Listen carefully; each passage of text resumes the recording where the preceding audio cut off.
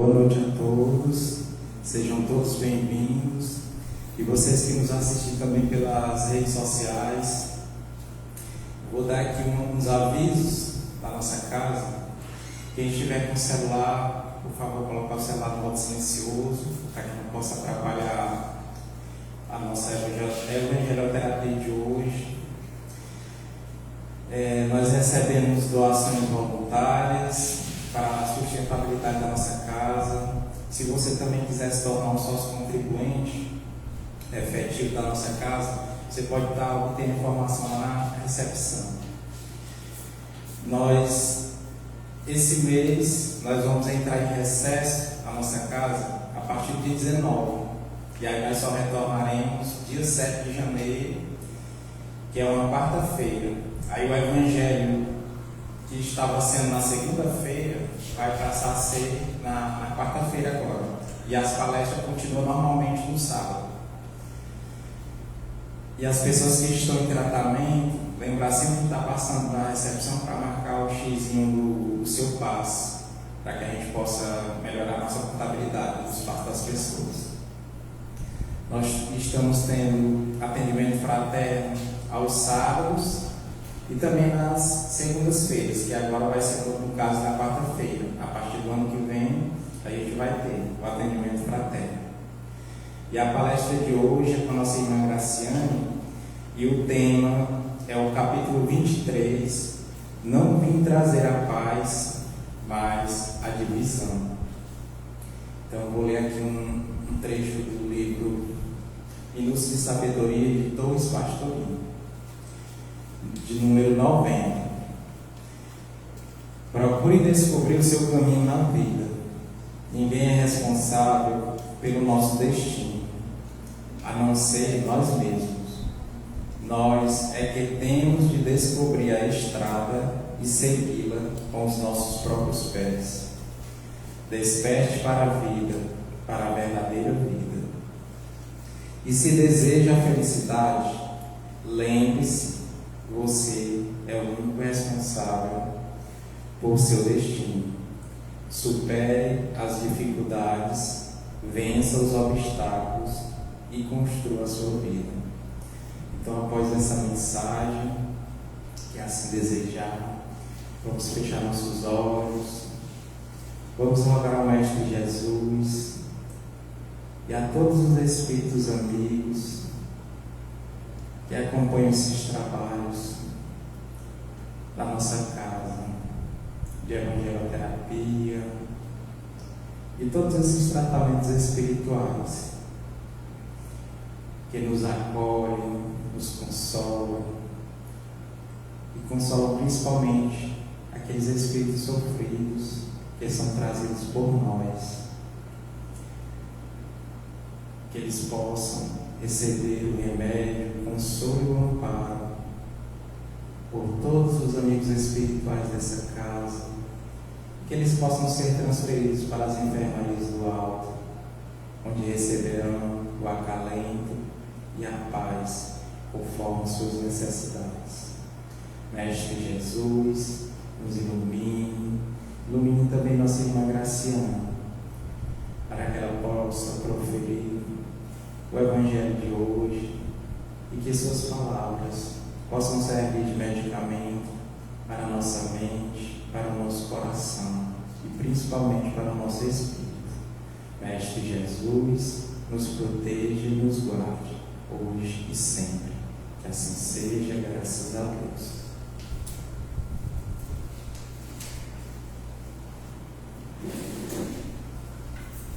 Então, boa noite a todos que nos acompanham pelas redes sociais do Centro Espírita Irmã Sheila.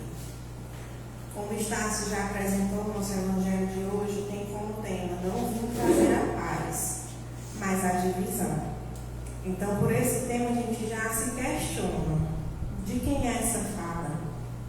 Essa fala é de Jesus. Não vim trazer a paz, mas a divisão. Não penseis que eu tenha vindo trazer paz à terra. Não vim trazer a paz, mas a espada.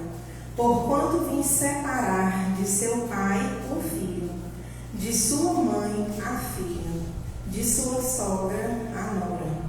E o homem terá por inimigos os de sua própria casa. São Mateus 10, 34 a 36. Esse primeiro item, ele já provoca. Porque quando a gente diz, ou imagina, o mesmo ser que só prega tudo de bondade, tudo do amor sublime, e ele dizer que não veio trazer a paz, mas a espada, no primeiro momento, perturba os nossos ouvidos. Por quê? Porque a gente não vê uma outra fala dessa vinda de Jesus. E aí a gente precisa observar e buscar compreender e interpretar o que é que ele quis dizer com isso. O que é que significa a paz e o que é que significa a espada. E quando ele toca simplesmente no que é mais íntimo, que é as relações pais e filhos, e ele ainda cita a relação da nora com a sogra. Como é que a gente pode interpretar? Será que Jesus quis dizer a espada no sentido literal, da espada que machuca, que corta, que faz sangrar? Não. Mas da espada que corta sim, que faz sangrar sim, mas não por fora, e sim por dentro. Quando a gente percebe que o mundo, desde que é mundo, ele passou de fato e passa por muitas guerras. E o que é que se busca após cada guerra? A paz. Algo precisa avançar, algo precisa ser melhorado e reconstruído. Até mesmo quando a própria natureza devasta uma dada região, a gente percebe que aos poucos, da natureza a todas as pessoas que convivem naquele ambiente, elas passam por esse processo de refazimento, pelo processo de ressignificação. Então percebam que ao longo da nossa história, o conceito de família, de homem, de mulher, de pai, de mãe, de irmãos, eles vêm mudando. E nem sempre essas mudanças são apenas mudanças positivas. No item 10, ele ainda diz: vim para lançar fogo à terra. É o que desejo, senão que ele se acenda? Tenho de ser batizado com um batismo enquanto me sinto desejoso de que ele se cumpra. Julgais que eu tenho vindo trazer paz à terra? Não, eu vos afirmo. Ao contrário, vim trazer a divisão. Pois doravante, se acharem numa casa 5 pessoas, estarão elas divididas, umas contra as outras, 3 contra 2 e 2 contra 3. O pai estará em divisão com o filho e o filho com o pai, a mãe com a filha e a filha com a mãe, a sogra com a nora e a nora com a sogra. Então ele volta a questionar. E aí a gente volta o nosso pensamento realmente para o nosso seio familiar. E dentro da doutrina espírita, o que a gente aprende? Nem todas as relações, elas são relações positivas, são vínculos bons. Muitos vínculos que a gente vem aqui na Terra estabelecer são vínculos de resgate. E percebam, ao longo da nossa história aí refletindo, a mudança de padrões no comportamento. Vamos imaginar, por exemplo, alguém que tem um pai e que esse pai não participou da convivência, da criação daquele ser. Ele foi, entre aspas, e às vezes nem entre aspas, abandonado. Foi tirado da presença do pai, por opção do pai. E sendo aquele ser uma oportunidade, tendo a oportunidade de ter um filho, ele tem as 2 opções: refazer o que ele passou, reproduzir aquele comportamento, ou entender quanta falta meu pai me fez. Eu jamais vou permitir que meu filho sinta essa dor. E aí a espada entra, corta aquele padrão. E aquele filho que sofreu, guardou muitas e muitas mágoas pela ausência do seu pai, ele vai curar aquilo, exercendo aquilo que ele mais sofreu, que foi a questão da ausência da paternidade. Ele vai passar a buscar ser o melhor pai em resposta contrária. Quando a gente tem famílias onde muitas vezes ninguém conseguiu se formar, onde muitas vezes familiares debocham daquele que é mais estudioso, que gosta mais de usar o seu tempo realmente em benefício do conhecimento. E alguém vai e diz, olha que ninguém nunca se formou e deu tudo certo. E aí aquele ser, ele não vive bem com isso, ele não tem paz com isso. E novamente o uso da espada, ele corta aquele padrão. E ele decide, não, se o meu desejo é estudar, eu vou conseguir estudar. E a partir daquilo ali, ele muda o padrão do que a família dele vinha passando. E servindo de inspiração e melhoramento para aqueles que vão ser os seus descendentes. Então, o tempo todo, na história do nosso planeta, a gente vê esses momentos acontecerem.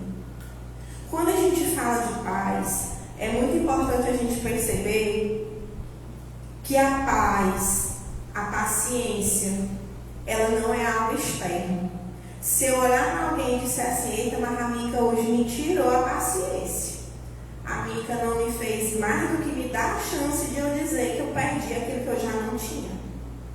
Porque quando a gente tem isso sólido internamente, ninguém tira nem a nossa paz e nem a nossa paciência. Agora vamos imaginar que a gente vive ou numa relação afetiva ou numa relação de trabalho, uma situação totalmente desconfortável, mas que permanecer calado traz uma paz. Paz não é a ausência do conflito. O conflito ele pode não estar instaurado e ainda assim não haver paz. Por quê? Porque naquele ambiente de trabalho ou naquela família o silêncio está reinando. Mas não é o silêncio da paz. É o silêncio do não comprar a briga, do não buscar o conflito. Porém, a gente entra e sai com o conflito internamente. E isso não é ter paz. Então, ter paz não é simplesmente abrir mão ou simplesmente recusar determinados conflitos porque a gente não quer defender ou não quer mudar. É mais confortável aceitar a situação e levar o tempo que for preciso. E nós não temos encarnações a perder buscando esse tipo de comportamento. Porque aquilo que me dói, aquilo que me magoa e eu não consigo resolver, é igual o aluno que agora chega no fim do ano e vai fazer a sua recuperação. Não conseguindo recuperar, ele vai precisar passar todo o ano vendo o mesmo conteúdo.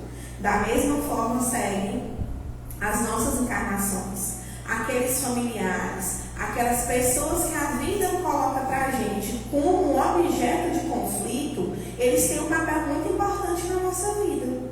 E é justamente quando a gente percebe isso, que a gente inclusive para de julgar quando coisas que não são boas nos acontecem.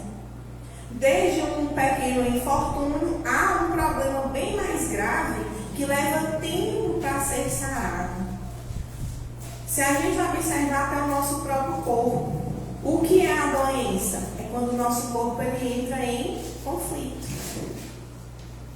E percebam que muitas vezes o remédio que vai trazer a cura, primeiro ele traz o quê? Mais dor ainda, mais incômodo, mais problemas, até que aquilo seja tratado. É disso que Jesus fala quando ele diz que não veio trazer a paz, mas a divisão. Muitas vezes a gente leva uma vida em cima do muro, literalmente. Por quê? Porque a gente se acovarda por nós mesmos, não é pela situação dos outros, não. É quando a gente não tem claro qual é o nosso propósito e o que a gente busca. E a gente não pode mais permanecer colocando a responsabilidade disso no outro. Ah, eu não deixei de fazer isso porque teve isso que aconteceu. Eu ia tomar determinada decisão, não tomei por isso. E a gente vai responsabilizando os outros por decisões que somente a nós cabe e compete tomar. Ação e reação são leis naturais e que a gente vive isso dentro da doutrina espírita. Então, hoje pode doer muito, como de fato fato dói. Mas quando a gente entende que essa dor hoje, esse passo atrás hoje, é para que a gente possa dar um passo bem maior à frente, principalmente levando em consideração a nossa encarnação atual, a gente passa a perceber que vale a pena sofrer e avançar do que guardar essa dor para um dia quando a gente tiver coragem. O medo e a coragem, eles andam sempre juntos. E todos nós temos doses dos dois. Só que muitas vezes quem a gente mais alimenta não é a coragem, é o medo. E a coragem não é a ausência do medo. A coragem é quando a gente decide e alimenta essa coragem mais do que alimenta o medo. Então muitas vezes a gente deixa de dar esse passo à frente porque a gente tem o medo de quebrar esse vínculo. A gente tem o medo de cortar na nossa carne interna para poder evoluir. E quando ele cita essas relações familiares, é para que a gente perceba que a maioria dos nossos conflitos ela é dentro da nossa casa. Do que adianta a gente estar no ambiente de trabalho, estar em outros ambientes sociais, a gente é o melhor ser humano do mundo. Mas quando entra dentro de casa, o cenário muda. Não tenhamos uma gota de medo, a conta não fecha. O primeiro lugar que a gente deve obediência, deve mudança, deve atenção, deve resiliência, é dentro da nossa casa. Muitas vezes não é porque a gente é mãe ou pai que a gente deixa de errar com os nossos filhos, muito pelo contrário. A tendência da gente errar é muito grande. Então todos nós temos mágoas que a gente sofreu da parte do nosso pai, por parte da nossa mãe. E essa espada ela vai servir para quê? Para me intrigar com meus pais, não olhar para a cara deles nunca mais? Não. Não é essa quebra de padrão que a gente espera. É quando eu reconheço no comportamento, por exemplo, dando um exemplo, de um pai com a mãe, que ele lembra dos xingamentos do pai para com a mãe, das traições do pai para com a mãe, ou vice-versa, e ele para e não julga, porque isso é uma dor muito grande. E aí ele passa para perceber que aquele pai e aquela mãe, eles não tiveram uma referência boa. Eles não tiveram condições de refletir sobre o comportamento deles. O erro que ele cometeu, ele prestará contas. Mas a partir do momento que eu digo assim, se o meu pai ou a minha mãe são assim, eu também vou ser. E por dentro tem um conflito. Porque eu sei que isso não é certo. Eu sei que isso não faz bem. Da hora que a gente compreende e permite os nossos pais, os nossos filhos, as pessoas da nossa família terem esses erros, a gente passa para olhar eles com olhos diferentes.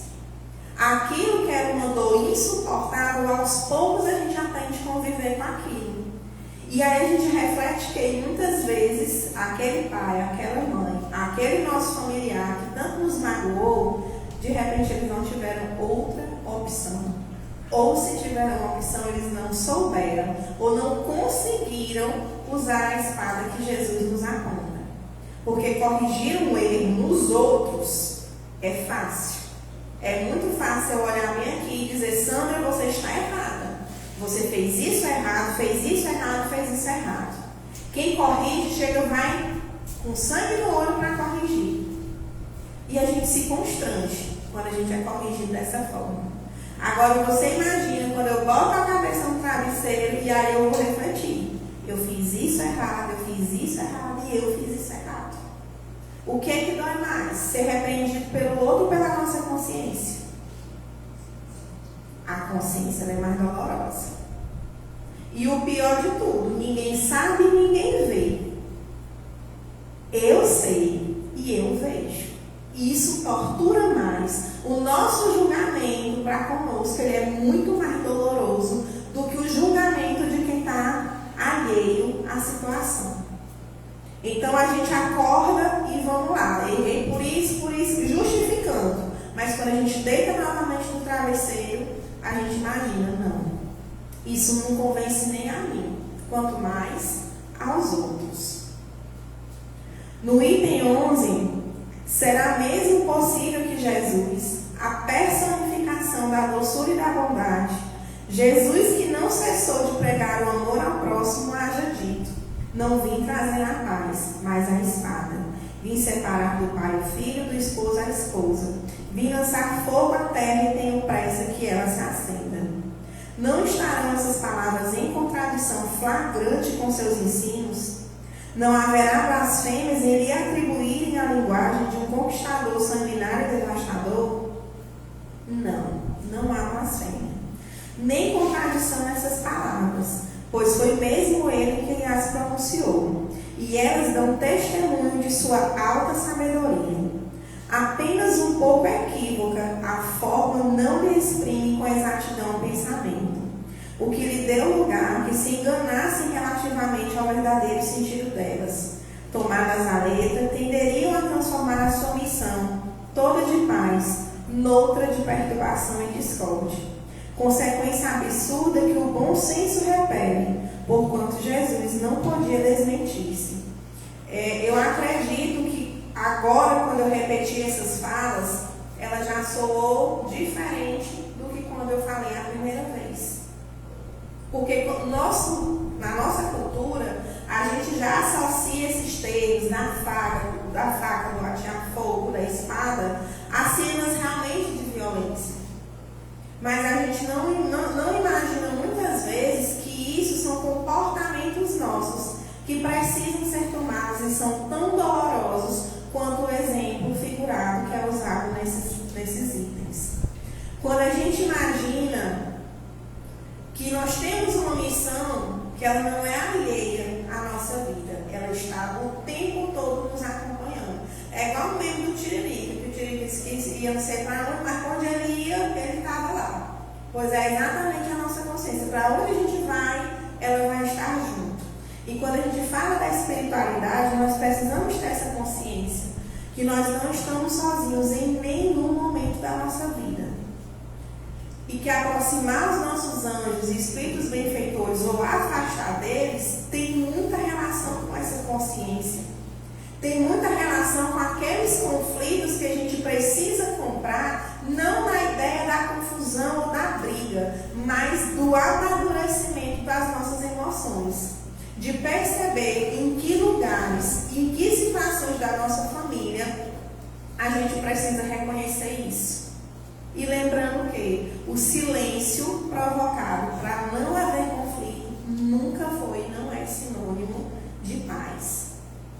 No item 12, toda ideia nova forçosamente encontra oposição e nenhuma há que se implante sem lutas. Vocês lembram qualquer situação de trabalho, eu trabalho aqui com o Estácio, eu vou dizer: Estácio, eu tive uma ideia, antes de eu dizer que dá certo, não. Nem expliquei, ele já disse logo que não dá certo. Eu, não, mas deixa eu te dizer. E aí eu vou explicar que não dá certo. E aí eu vou e me chateio. E aqui, em vez de virar uma discussão com argumento, vira uma briga de egos e uma confusão desnecessária. Minha mãe dizia muito, sempre para primeiro vem a coisa ruim, depois dá certo. Primeiro tem que dar errado para poder depois dar certo. Alguém teve que vir antes e fazer errado para que a gente olhasse e dissesse: por esse caminho não dá. Dessa forma que eu fiz, não vai funcionar. Então, muitas vezes a gente se opõe e deixa de comprar essas lutas, que elas não são de ninguém, elas são nossas, com medo. E aí, por esse medo, a gente perde uma oportunidade, não de buscar inimigos, mas de aprender a resolver os nossos conflitos. Novamente, não pelos outros, mas sim mesmo por nós.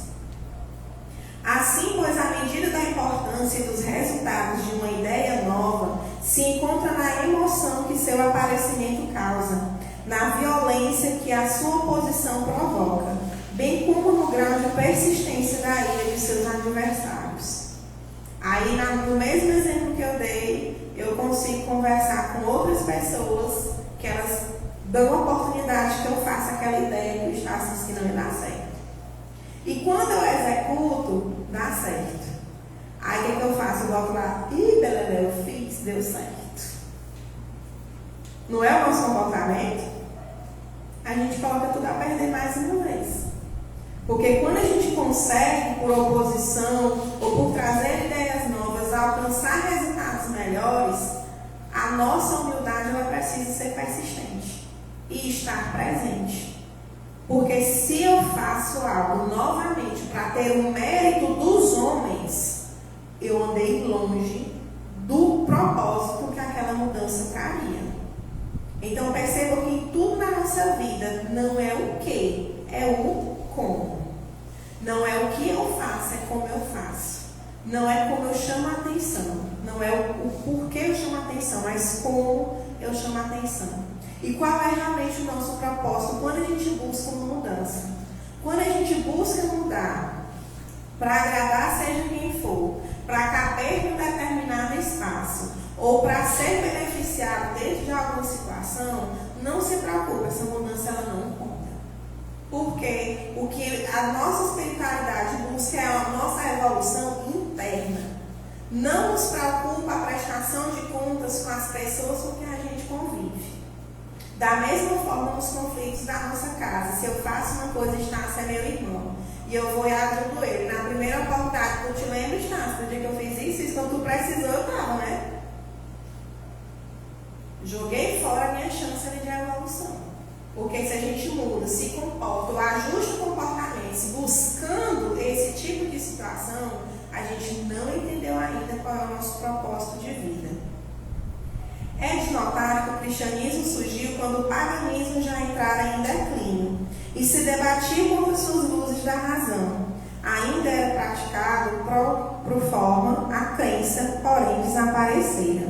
Apenas o interesse pessoal o sustentava. Ora, é tenaz o interesse, jamais cede à evidência. Irrita-se mais quanto mais perentórios e demonstrativos de seu erro são argumentos que ele opõe. Sabe ele muito bem que está errado, mas isso não abala, porquanto a verdadeira fé não lhe está na alma. O que mais teme é a luz, que dá vista aos cegos. É proveitoso o erro, ele se lhe agarra e o defende.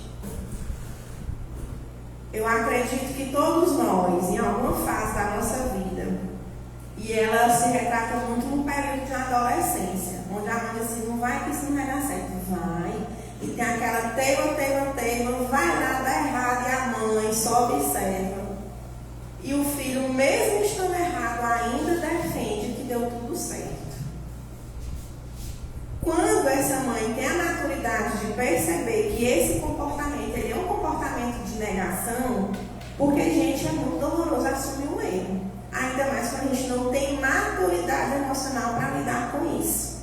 Para reconhecer diante de uma pessoa, olha que pedir desculpa, pedir perdão, reconhecer uma falta, isso é muito difícil. Mas é muito difícil mesmo. Então a gente às vezes percebe, olha o nosso nível de ignorância. A gente prefere permanecer com aquela trava no meio da goela, não pedir desculpa, não reconhecer que errou, do que passar pela situação de se dirigir àquele que a gente magoou e pedir desculpas ou pedir perdão. Mostrar para as pessoas um momento de fraqueza. Eu prefiro sofrer com a dor desse conflito. Então, assim, é para que a gente veja o quanto a gente é ingênuo, o quanto ainda precisamos amadurecer enquanto espíritos. Infelizmente, os adeptos da nova doutrina não se entenderam quanto à interpretação das palavras do Mestre, veladas as mais das vezes pela alegoria e pelas figuras de linguagem. Daí nasceram, sem demora, numerosas seitas, pretendendo todas possuir exclusivamente a verdade, e o não bastaram 18 séculos para pô-las de acordo. Olvidando o mais importante dos preceitos divinos, o que Jesus colocou por pedra angular de seu edifício e como condição expressa da salvação, a caridade, a fraternidade e o amor ao próximo. Aquelas seitas lançaram anátema, umas sobre as outras, e umas contra as outras se atiraram, as mais fortes esmagando as mais fracas, afogando-os em sangue, aniquilando-os nas torturas e nas chamas das fogueiras. Vencedores do paganismo, cristãos, de perseguidos que eram, fizeram-se perseguidores. A ferro e fogo foi que se puseram a matar a cruz do Cordeiro sem mácula nos dois mundos. É fato constante que as guerras de religião foram as mais cruéis. Mais vítimas causaram do que as guerras políticas, e nenhuma outra se praticaram tantos atos de atrocidade e de barbárie. Quando a gente percebe as diferenças de pensamento, quando a gente percebe que o que é pregado na doutrina espírita, por exemplo, tem um porquê, porque nós temos dentro da doutrina a fé raciocinada. Ela é pautada no estudo, na ciência. Ela é estudada. Aqui dentro da casa espírita nós temos vários grupos de estudo para que a gente possa justamente compreender. Quando a gente vê muitas pessoas mudando de religião o tempo todo, não que a gente não tenha o direito de fazer isso, porque a gente precisa ter as experiências que busca para que a gente possa encontrar as nossas respostas. E aí bate aqui no centro espírita e busca que alguém diga a solução. Olha, tu faz isso, tu vem para cá 3 dias que pronto, todos os seus problemas vão ser resolvidos. E aqui eu acho que é o pior lugar para a gente ouvir isso, porque quando a gente vem para cá, a lapada é outra. Porque o que a gente toma na cara é que nada vai mudar se a gente não mudar. Que ninguém vai fazer nada por nós se eu mesmo não fizer por mim. Que nada se resolve sem a divisão, sem a espada, sem a mudança que dentro de nós precisa acontecer. Aí ele sai daqui zangado, chateado. Por quê? Porque busca solução. E dentro da casa espírita a solução é a reforma íntima, que exige mexer lá no que mais dói na gente, que é perceber o que a gente precisa mudar. E quanto mais a gente nega isso, mais as nossas prestações elas vão se ampliando. Em um momento ou outro na nossa vida a gente vai perceber isso. Que não adianta a gente correr, fugir, camuflar, fazer um teatro de algo que só é da boca para fora. Senão, se a gente não ouvir o que é dito dentro de nós, nada, nem a nossa família, nem o nosso trabalho, as coisas elas não vão funcionar. Porque a chave fica por dentro, a chave não fica por fora. Em sua profunda sabedoria, ele tinha a previdência do que aconteceria, mas essas coisas eram inevitáveis, porque inerentes à inferioridade da natureza humana, que não podia transformar-se repentinamente, cumprir que o cristianismo passasse por essa longa e cruel prova de 18 séculos, para mostrar toda a sua força, visto que, malgrado a todo o mal cometido em seu nome, ele saiu dela puro, jamais esteve em causa. As inventivas sempre recaíram sobre os que delas acusaram. A cada ato de intolerância sempre se disse: se o cristianismo fosse mais bem compreendido e mais bem praticado, isso não se daria. Aqui na casa espírita, a gente não defende que a doutrina espírita é a melhor de todas, não. Nós temos a humildade para perceber que qualquer que seja a religião, onde você se sinta bem, se isso lhe faz bem, lhe permite fazer o bem ao outro, essa é a sua melhor religião. Mas dentro da doutrina espírita, que foi o que sempre me encantou, é a não existência desses pesos e dessas medidas. Não temos um molde para dizer quem se encaixa, quem merece estar aqui, porque todos nós somos errantes, espíritos inocentes ainda. E aqui a gente reconhece que nós somos tão insignificantes que a gente não tem condições de julgar ninguém. Então aqui cabem todos, em qualquer situação que seja. Quando Jesus declara: não creais que eu tenha vindo trazer a paz, mas sim a divisão, seu pensamento era este: não creiais que a minha doutrina se estabeleça pacificamente. Ele trará lutas sangrentas, tendo por pretexto o meu nome, porque os homens não me terão compreendido, ou não me terão querido compreender. Os irmãos separados pelas suas respectivas crenças desembainharão a espada um contra o outro, e a divisão reinará no no seio de uma mesma família, cujos membros não partilhem da mesma crença. Vim lançar fogo à terra para expungi-la dos erros e dos preconceitos, do mesmo modo que se põe fogo a um campo para destruir nela as ervas más. E tenho pressa de que o fogo se acenda para que a depuração seja mais rápida, visto que do conflito sairá triunfante a verdade. A guerra sucederá à paz, o ódio dos partidos, a fraternidade universal. As trevas do fanatismo, a luz da fé esclarecida. Então, quando o campo estiver preparado, eu vos enviarei o Consolador, o Espírito de verdade que virá restabelecer todas as coisas. Isto é, que dando a conhecer o sentido verdadeiro das minhas palavras, que os homens mais esclarecidos poderão enfim compreender, por até uma luta fratricida que desune os filhos do mesmo Deus. Cansados, afinal, de um combate sem resultado, que consigo traz unicamente a desolação e a perturbação até o seio das famílias. Reconhecerão os homens onde estão os seus verdadeiros interesses, com relação a este mundo e ao outro. Verão de que lado estão os amigos e os inimigos da tranquilidade deles. Todos, então, se porão sobre a mesma bandeira, a da caridade, e as coisas serão restabelecidas na terra, de acordo com a realidade e com os princípios que tenham ensinado. Ainda na busca da religião, ou na busca de amizades, na busca de relações, a gente esquece ou nem construiu de fato uma identidade. E a gente passa a ter comportamentos e a fazer coisas não porque aquilo é o que a gente deseja, mas é porque o fulano fez, eu vou fazer também. Fulano vai para tal lugar, pois eu vou também. E a gente às vezes passa a perceber que a gente não cabe em nenhum desses lugares. Não cabe em nenhuma dessas situações. Mas dizer não é muito difícil.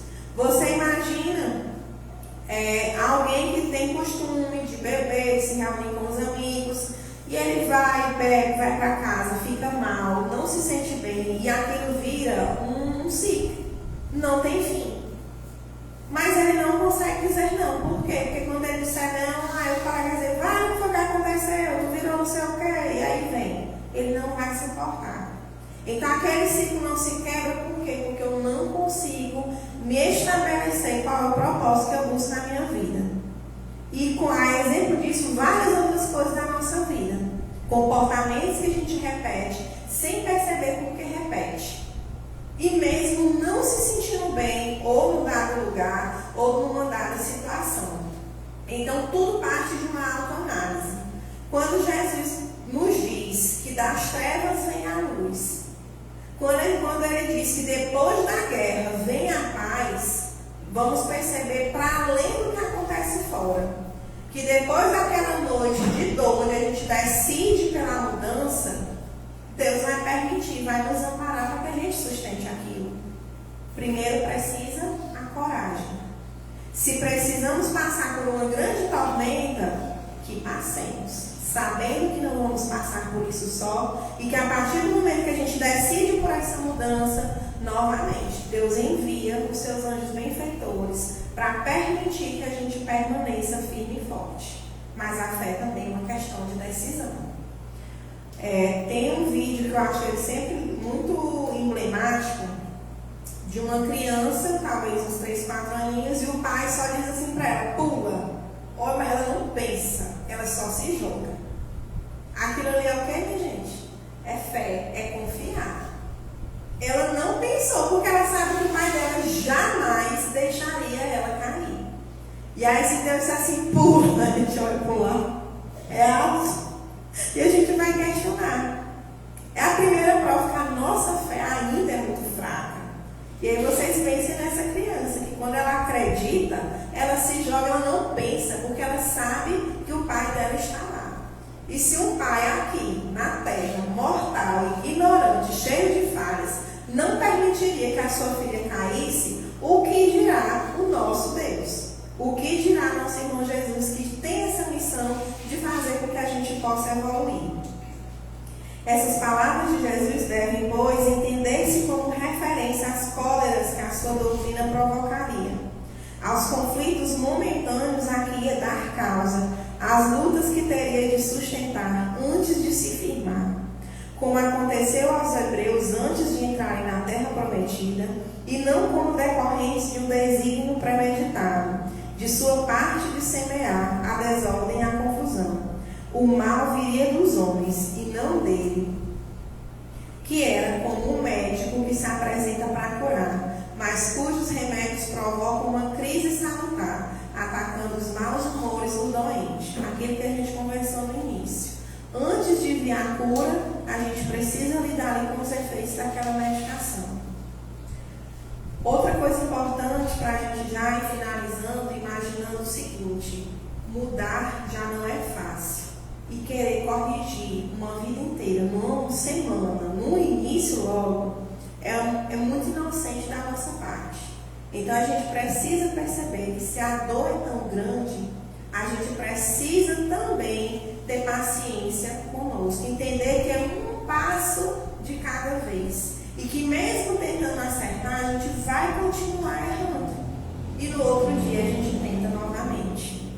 É da mesma forma de alguém que tem um vício negativo. Não dá para se corrigir do dia para a noite. É aos poucos. E sempre com essa certeza. Nós nunca estaremos sozinhos. Sempre que a gente pedir socorro, o socorro nos vai ser dado. Talvez não seja o socorro que a gente espera. Porque Ele sabe mais do que nós. E Ele sabe o que nos dá, o que nos tira, com o mesmo objetivo de proteger e guardar, que a gente permaneça sempre nos caminhos do Divino Mestre. Muito obrigada. Agora a gente vai para o passo. Faz aí a vibração. Prontinho.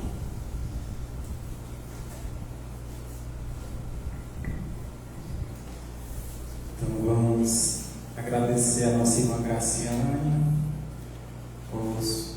a sua explanação do Evangelho. Que as suas palavras possam tocar os nossos corações na noite de hoje. E vocês que nos assistem pelas redes sociais, o link do passo virtual vai estar no Instagram. Boa noite.